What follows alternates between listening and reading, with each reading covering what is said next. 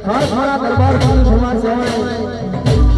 અને ખાસ મારા વિચારજી બાપુના દરબાર આવે ત્યારે ઠાકોર વિશે ખાસ મારે ગાવું અત્યારે